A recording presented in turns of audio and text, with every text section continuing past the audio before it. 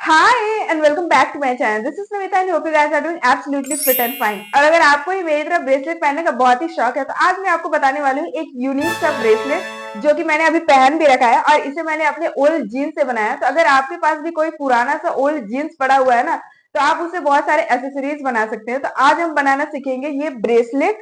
ये दिखने में बहुत ही कूल और ट्रेंडी और बनाने में उतना ही इजी है। So let's get started.